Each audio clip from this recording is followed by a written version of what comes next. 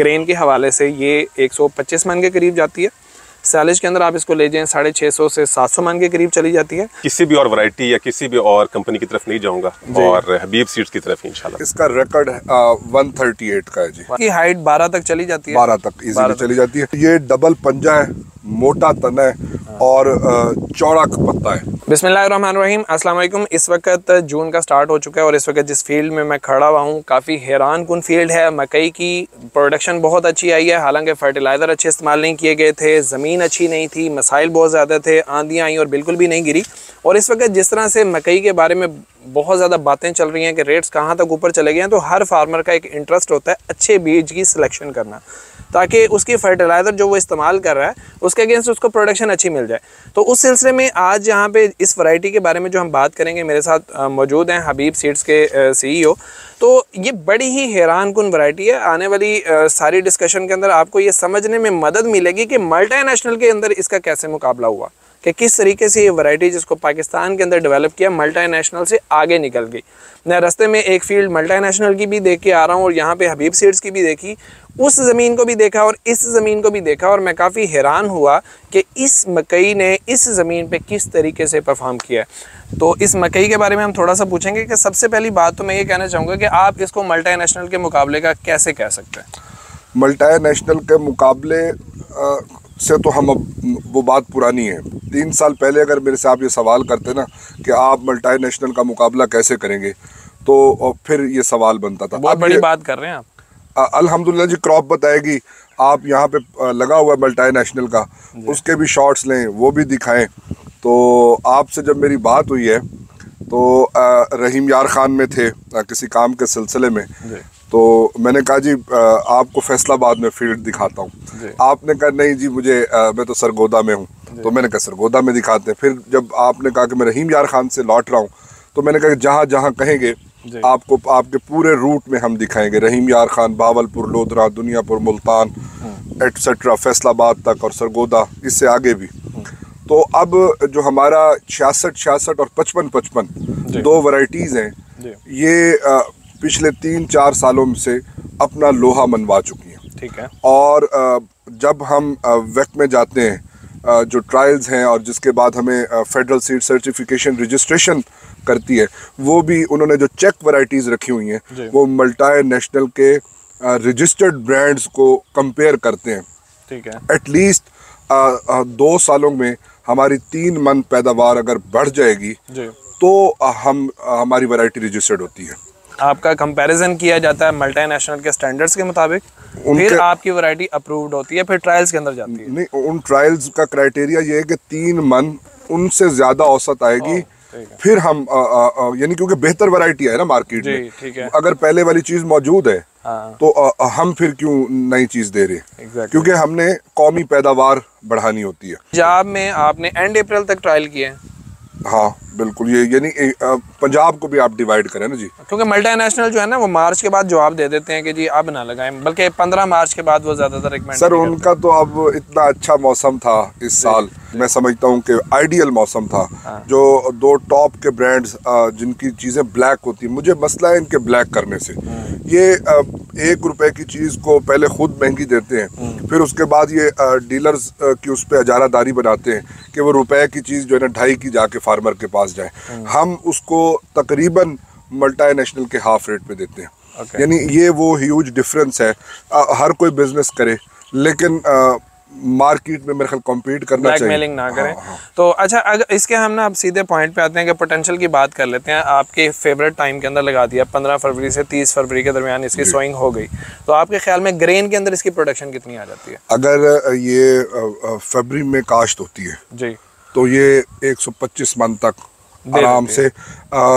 Other factors जो हैं, यानी उसकी खाद पूरी हो, जड़ी बूटी ना हो, पानी की कमी ना दे, तो 125 मन तक मसला नहीं है, आराम से आ जाता है। और अगर इससे बेहतर कोई परफॉर्म करना चाहे तो अपनी प्रैक्टिसेस को बेहतर करके इसका रिकॉर्ड 138 का है जी। 138। लेकिन हम वो बात नहीं करते जो रूटीन में फार्मर्स के पास एक आम फार्मर नॉर्मल फर्टिलाइजर के साथ, यानी एक अच्छा फार्मर 120, 25, 22, 16 वो ये आराम से ले ले। तो इस वक्त जो टाइम चल रहा है कि रेट 5000 रुपए मन को टच कर गया, तो ये तो अच्छा, मैं इसको मैं थोड़ी सी करेक्शन कर देता हूँ, वो फेक था। अच्छा। जो 5005 की बोली सोशल मीडिया पे लोगों ने देखी है, 4100-4200 रुपए में मार्केट गई। चलिए हम 4000 पे भी ले जाएं, हम 4000 को भी छोड़ दें, हम 3000 रुपए के ऊपर आ जाते हैं। 3000 से कम नहीं आने वाली मकई। 3000 से कम आने नहीं वाली। तो आपकी पर एकड़ कॉस्ट आपके प्लान्स के मुताबिक 1 लाख के करीब होती है। 1 से कम ही है। 1 से कम होती है। तो आपको अगर पर एकड़ 80,000 रुपए कोई खर्च करता है तो मैं समझता हूँ कि कमाल कर दिया। कमाल कर दिया उसने। बहुत से मेरे जो फेलो कोलीग्स हैं सीड वाले, जब मैं कहता हूं कि ये आप अपनी चीज़ को होल्ड करके तसल्ली से बेचें, अच्छा रेट लें, अब भी जो होल्ड करेगा मकई वो 4000 रुपये से ऊपर भी बेच सकता है।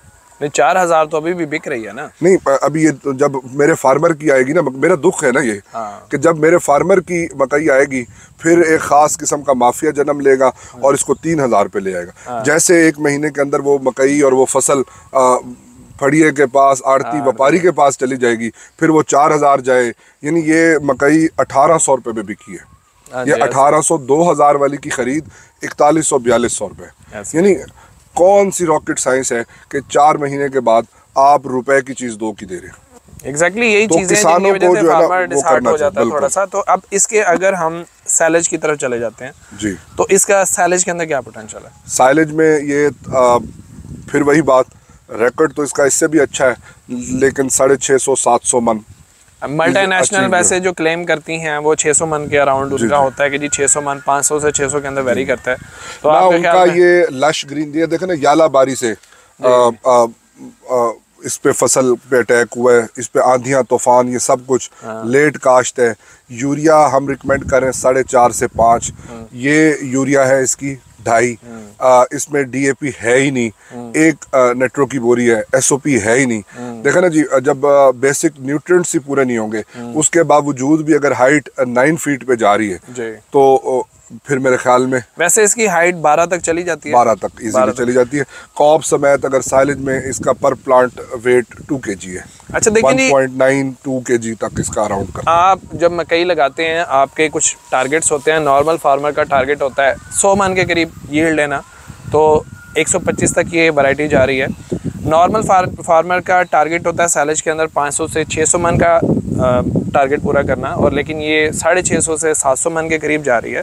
तो प्रोडक्शन के अंदर ये वैरायटी बहुत अच्छी है। अब कैमरे से आपको इसका कलर में भी नज़र ना आ रहा हो, लेकिन ये लश ग्रीन इस वक्त क्रॉप खड़ी हुई है। इसकी एक चीज़ मैं दिखाना चाहता हूँ जी, ये इसका ना डबल पंजा है। ठीक है, एक पंजा यहाँ पे है और एक ये इसने डबल ग्रिप की हुई है जी। यानी यहाँ पे आप दरख्त नीचे गिरे हैं आंधी और तूफान से, लेकिन मेरे अल्लाह का करम ये है कि ये पौधा अपनी जगह पे रहा है। तो ये डबल पंजा है, मोटा तना है और चौड़ा पत्ता है, और तना अंदर से खोखला नहीं है। अभी ये काट रहे थे तो उससे देख रहा था कि काटने वाले को भी पता लग रहा है कि मैं कोई चीज़ काट रहा हूँ, तो अंदर से वो सख्त जान है जिसकी वजह से गिरने के अंदर, क्योंकि मकई अगर आपकी गिर जाती है ना तो ग्रेन समझे आपका आधा ज़ाया हो जाता है। तो इसलिए खड़े रहने के अंदर इसका कोई मुकाबला नहीं है। कम यूरिया के साथ इसने कलर बहुत अच्छा बनाया, गलत टाइम में लगने के बावजूद इसने कद बहुत अच्छा किया। तो ओवरऑल प्रोडक्शन के अंदर बहुत अच्छी है। लेकिन इसकी जो सबसे अच्छी बात मुनीब साहब मुझे लगी वो ये है कि इसने इंतहाई नकमी ज़मीन के अंदर परफॉर्म किया। ये लगी हुई है इस वक्त फ़िश पॉन्ड के अंदर जहाँ पे फ़िश फार्मिंग की जाती है, और आपको पता होगा कि फ़िश फार्मिंग उन ज़मीनों के अंदर की जाती है जिनके अंदर कुछ और हो नहीं सकता। तो अब इसके साथ वाले प्लॉट के अंदर चावल लगाया गया जिसके अंदर इनको कुछ नहीं हुआ। यहाँ पे जब मकई लगा दी तो फार्मर ज़रा नए हैं, तो उन्होंने मकामी लोगों ने उनको कहा भाईजान यहाँ तो होती नहीं है, आपने मकई लगा दी है। तो वो कहने लगे कि यार लगाने के बाद बता रहे हो आप तो बीज छान के निकालना पड़ेगा जी। ये जो गहरा सब्ज रंग का चौड़ा पत्ता है ना जी, ये इसको गर्मी से बचाने में, और जब ये यूं अपने पर फैलाता है जी, तो ये इसका स्टेम्प ठंडा रहता है और इसका नीचे से वो यानी बेहतरीन किस्म की वो रहेगी। ये अगर हाथ के साइज से आपको नजर आए ना तो ये इस पत्ते के पीछे मेरा हाथ पूरा छुप जाता है। एक जवान बंदे का हाथ जितना होता है उतना ही मेरा है। लेकिन तो ये इसकी जो अगर फर्टिगेशन पूरी होती तो इसकी चौड़ाई तकरीबन इससे 1.5 गुना ज्यादा है। अच्छा। ये चूंकि आपके करीब का प्लॉट है और ये ग्रोअर भी नए और रकबा भी है और सारी चीजें क्योंकि नई हैं, तो एक ऐसी जमीन जिसके अंदर चावल नहीं हो रहा, हालांकि वहाँ पे पानी खड़ा रहा है और मतलब 5 साल के बाद कोई भी फसल लगाई जा रही है, उसके अंदर किसी भी बीज का इस तरह से परफॉर्म करना काफ़ी हैरानकुन होता है। इसका जो कलर है वो आपको बहुत ज़्यादा अट्रैक्ट करता है। तो अगर फर्टिलाइज़र प्लान की बात करें तो पहला यूरिया आपने कब लगाया था? हमने पहला यूरिया इसको लगाया थी 7वें-8वें दिन। और दूसरा होगा 20-25 दिन के बाद तकरीबन। उस वक्त इसका कद क्या था मकई का जब आपने दूसरा यूरिया लगाया? तकरीबन ये शोल्डर के करीब थी ये। अच्छा, तो जब तक ये बचपन से शोल्डर तक भूखी रखी है इन्होंने, उसके बाद इन्होंने दूसरा यूरिया दिया है। एग्जैक्टली। उसके बावजूद इसने बड़ा अच्छा परफॉर्म किया। और आंधियों की क्या सूरत हाल थी आपके यहाँ? किस किस्म की आंधियाँ आई हैं? अनफॉर्चुनेटली आंधी हमेशा उस टाइम आई जब हमने पानी लगाया है। जब भी हम पानी लगाते थे, आप एवरी 3rd डे वो आंधी आ जाती थी। और ये नहीं गिरी। और ये नहीं गिरी, मुझे किसी भी कंडीशन में नहीं गिरी। मतलब मैं वाकई देख रहा हूँ कि इनका एक पॉइंट ये था कि हमारी मकई मजबूत है, खड़ी रहती है। तो ये इसका एक बहुत प्लस पॉइंट है कि आपकी मकई आंधियों के बावजूद, और इस दफ़ा तो दरख्त बड़े बड़े पुराने गिर गए हैं जी। हमारे पास यहाँ पे टेंट लगे हुए थे, वो टेंट मुकम्मल तौर पे फट गए जी, और वो मतलब यूजेबल नहीं रहे। ठीक है, लेकिन स्टिल ये मकई उसमें भी ये बेहतरीन खड़ी है। तो ये इस वक्त सैलेज के अंदर इसको लेके जा रहे हैं। ग्रेन की तरफ इनका जाने का प्लान नहीं है क्योंकि इनको लैंड ज़रा जल्दी फारिग चाहिए। तो आप दोबारा मकई लगाने का प्लान कर रहे हैं? जी इंशाल्लाह मैं जरूर लगाऊंगा मकई। तो इनकी क्या डिसीजन होगा? इनकी लगानी है मैं तो बिल्कुल किसी भी और वैरायटी या किसी भी और कंपनी की तरफ नहीं जाऊंगा और हबीब सीड्स की तरफ इंशाल्लाह। तो ये टेट्रा 6 वैरायटी थी, लेकिन अगर आपने अभी लगानी है जुलाई के अंदर या अगस्त के अंदर तो टेट्रा 5 जो है ना 5555 वो आप हबीब सीड से मंगवा के लगा सकते हैं। इनका नंबर हम नीचे भी दे देंगे, अभी इनके ओनर से दोबारा बात करके वो नंबर आपको बोल के भी बता देंगे। तो ओवरऑल अगर मैं सारी की सारी कन्वर्सेशन को कंक्लूड करूं तो उसमें पॉइंट्स आ जाते हैं कि ग्रेन के हवाले से ये 125 मन के करीब जाती है। सैलेज के अंदर आप इसको ले जाएं 650 से 700 मन के करीब चली जाती है। एक्स्ट्रा बेनिफिट्स इसके अंदर ये आ जाते हैं कि कम यूरिया के ऊपर इसने बहुत अच्छा परफॉर्म किया। एक गंदी और ख़राब ज़मीन के अंदर बहुत अच्छी परफॉर्मेंस इसकी आई है। आंधियों के ख़िलाफ़ इसका रेजिस्टेंस इस लिहाज से बेहतर है कि इसकी जो पंजे हैं वो डबल हैं, सिंगल पंजा नहीं है। डबल पंजे की वजह से ये खड़ी रहती है। अंदर से भी जो इसका तना है वो खोखला नहीं है, वो भरा हुआ है, जो मवाद उसको खड़ा रखने में मदद देता है। तो ओवरऑल ये क्रॉप किसी भी मौसम को बर्दाश्त करने के लिए आइडियल है। तो अगर हम मल्टीनेशनल को सिर्फ इसलिए रिकमेंड कर देते हैं कि यार ये कंपनी बाहर से प्रोडक्शन लेकर आ रही है तो अच्छी ही होगी, तो ये एक गलत डिसीजन होता है। हमने रियलिटी बेसिस के ऊपर रहते हुए डिसीजन लेना होता है कि हमें कौन सी फसल की तरफ जाना है, हमें कौन से सीड की तरफ जाना है। और अगर कोई लोकल प्रोडक्शन मल्टीनेशनल के मुकाबले में, जैसे हमें मुनीब साहब ने बताया कि हमारा सीड अप्रूव ही तब होता है कि जो एग्जिस्टिंग वैरायटीज़ होती हैं उनके मुकाबले में वो कम से कम 3 मन ऊपर जाए। तो अब अगर एक वैरायटी मल्टीनेशनल के मुकाबले में चले 3 मन ऊपर ही जा रही है तो फिर है तो लोकल। अगर हम इनको प्रमोट करेंगे तो इनकी वजह से रिसर्च बढ़ेगी, प्राइसेस नीचे आएंगी, कंपटीशन ज़्यादा होगा। तो हमें ये चाहिए कि जो लोकल प्रोडक्शन अगर वो मल्टीनेशनल के मुकाबले की है तो उसकी तरफ हम ज़रूर आएँ। मेरी कंपनी जो है ना पिछले 26 साल से ये रजिस्टर्ड है, 98 में रजिस्टर्ड हुई थी अल्हम्दुलिल्लाह।